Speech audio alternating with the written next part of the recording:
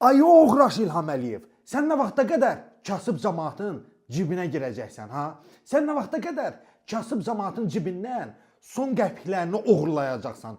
Ay bin namus. Bax görürsüz 4 manat 22 qəpik, indi 10 manatda vurub gəlmişəm.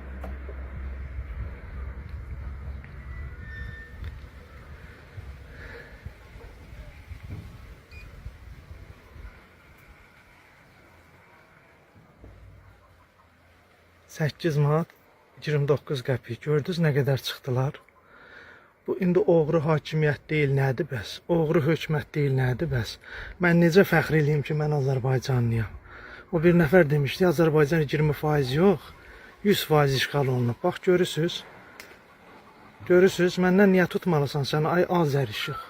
Kim durub bunun başında? Deməli, məndən pul oğurlar, vətəndaşdan pul oğurlar. Get Qarabağ tiknəm, xaricdə məktəb tik, sonra da gəl vətəndaşa denən ki, mən fəxr edirəm ki, mən Azərbaycanlıyam.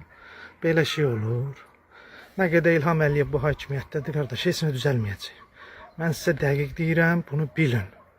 Bilirsiniz niyə düzəlməyəcək? Çünki vecinə deyir, xalq olaraq heç kimin vecinə deyil. Da, bizim nəbizimizi elə bil yoxlayırlar. Görüm elə bu xalq ölüb, yoxsa qalıb. Qardaş, diri olsaydı bu xalq belə eləməzdiniz. Ölüb ki, öldürmüşsünüz daha doğrusu, ona görə də istədiyinizi eləyirsiniz. Gözünüzün qabağında vurdum 10 manat. Gördünüzmü? Yarı tutdular. Allah bunların evini yıxsın.